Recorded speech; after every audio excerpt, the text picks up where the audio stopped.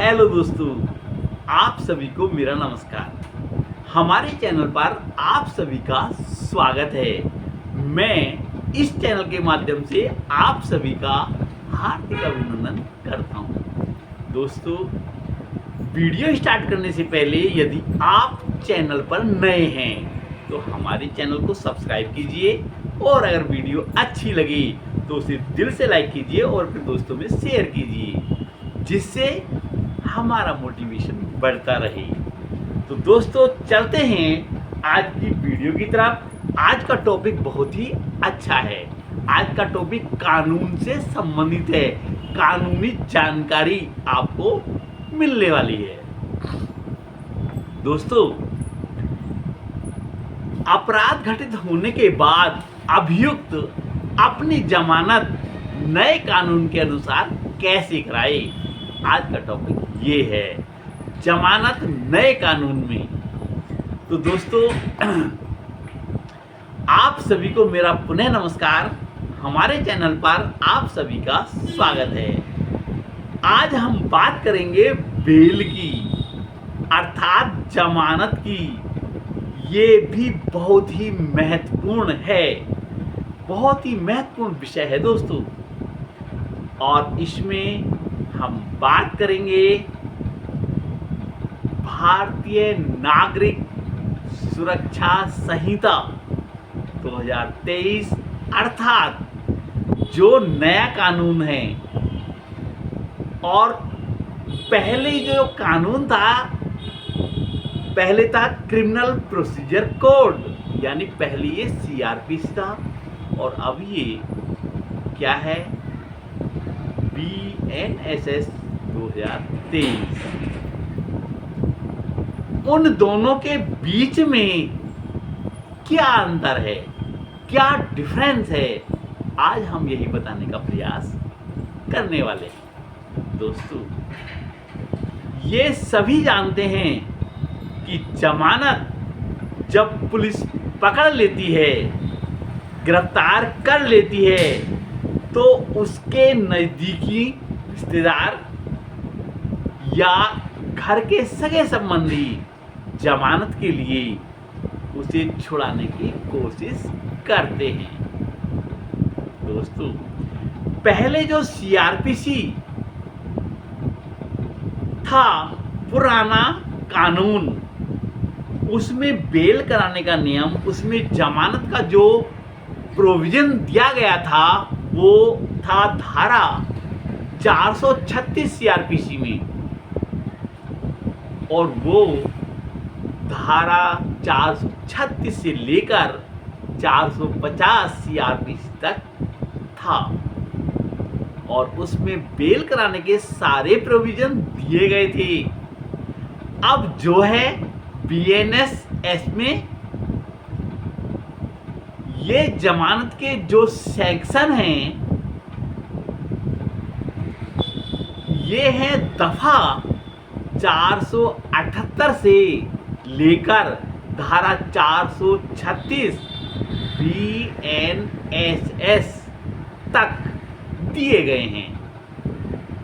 तो दोस्तों, यह तो अलग से एक चैप्टर है, पहले भी था और अब भी है। तो इसमें काफी चेंजेज अर्थात बदलाव किए गए हैं। परिभाषा में देखें तो बेल क्या है, जमानत क्या है, बेल बॉन्ड क्या है, बॉन्ड क्या है, ये सब चीजें पहले परिभाषित नहीं थी, लेकिन अब इस नए कानून में इन्हें परिभाषित कर दिया गया है। अब ये सारी चीजें नए कानून में परिभाषित कर दी गई हैं। जो सेक्शन 2 है बीएनएसएस की, भारतीय नागरिक सुरक्षा संहिता की, तो उसमें इन चीजों को डिफाइन कर दिया गया है। जो अब बीएनएस की सेक्शन 2 बी जो है बीएनएसएस का, उसमें बेल को डिफाइन कर दिया गया है। दोस्तों, bail means release of a person accused of or suspected of commission of an offence from custody. Police की कस्टडी से रिलीज करते हैं और एक्सक्यूजन यानी कि हम रिलीज करते हैं जो जेल में हैं, उस कस्टडी से उसको बाहर करते हैं तो उसको बेल कहते हैं। और बेल के लिए बेल बॉन्ड भरना पड़ता है। ये बेल बॉन्ड भी हो सकता है या खाली बॉन्ड भी हो सकता है। इन दोनों में क्या अंतर है ये भी इसमें समझाया गया है। दोस्तों, जब बेल बॉन्ड की बात करें तो बेल बॉन्ड का मतलब है कि उसको छोड़ा जाएगा जमानतियों के साथ में, जमानत ली जाएगी किसी आदमी की, किसी और चीज की, उस सिक्योरिटी के आधार पर उसको छोड़ा जाएगा। यानी जो जेल में है या जेल में भी नहीं है, बेलेबल ऑफेंस है, तो उसको सिक्योरिटी पर जमानत ली जाएगी और उस जमानत के आधार पर उसको छोड़ा जाएगा। ये सेक्शन 2D में बनाया गया है।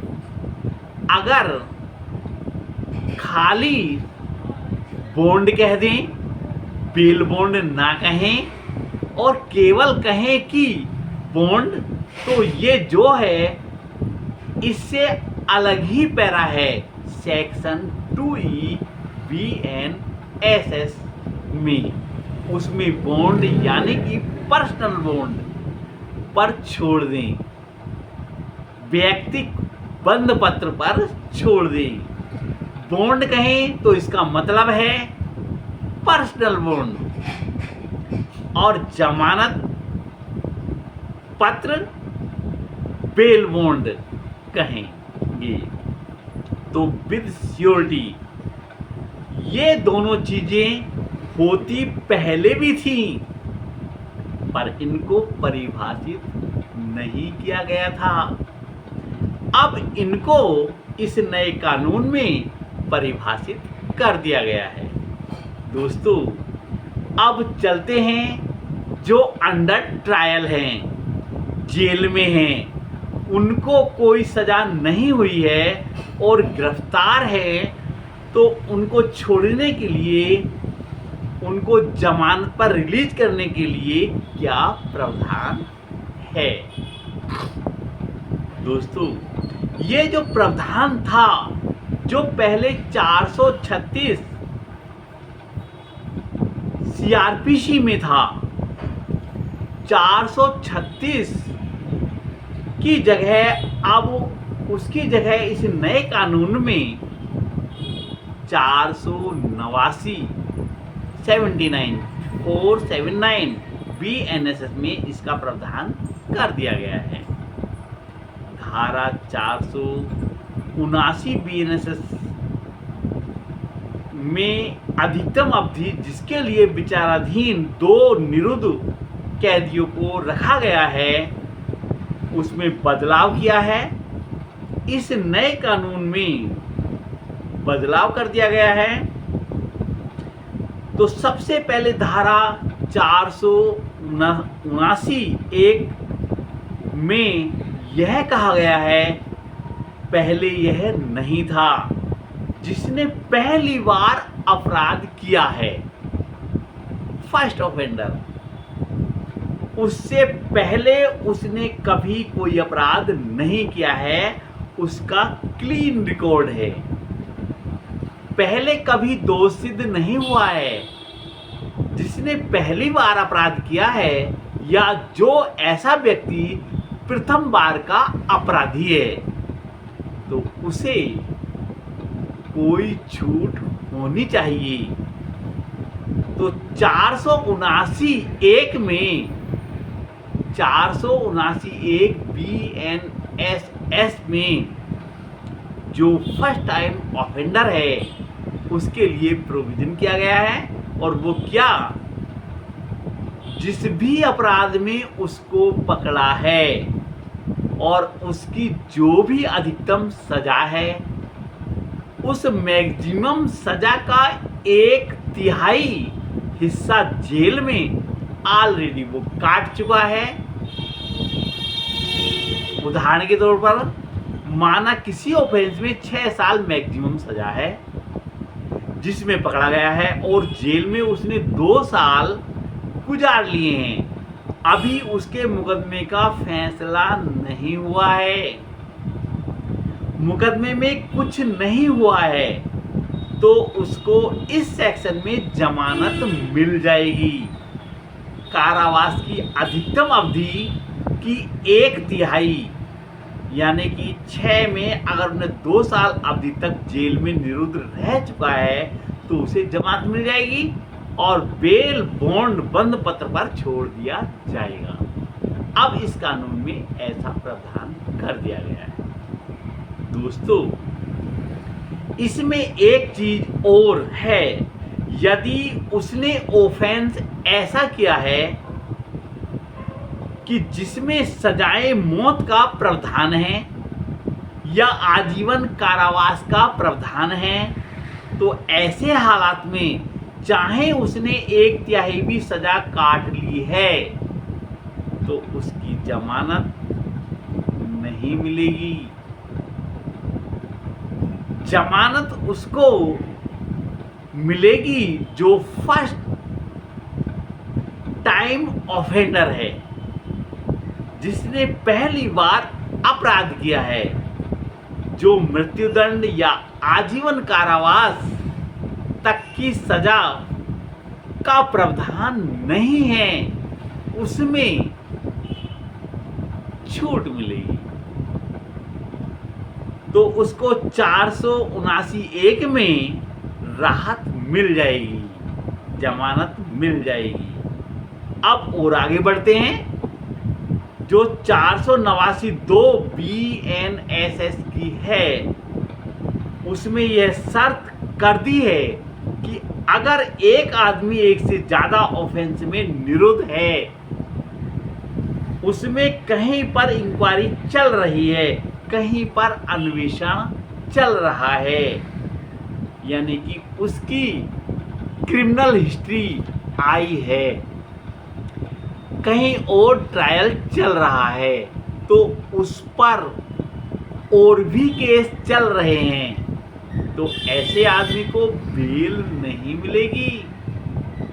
न्यायालय द्वारा जमानत पर नहीं छोड़ा जा सकता है। धारा 479(3) BNSS के अनुसार नया प्रोविजन ये किया गया है, जिसका कोई वारिस नहीं है, पैरवी करने वाला कोई नहीं है, वह लावारिस है और जेल में पड़ा है,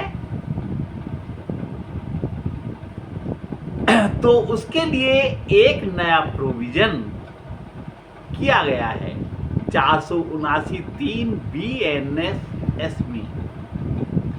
वो ये है, जो जेल अधीक्षक है, जो जेल सुपरिंटेंडेंट है, जेलर है, जिसकी जेल में वो बंद है, वो भी अदालत में एप्लीकेशन भेजकर अपील कर सकता है कि उसको जमानत दे दी जाए।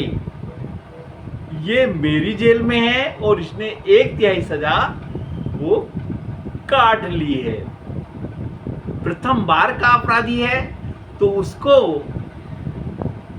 आप जो है जमानत दे दें।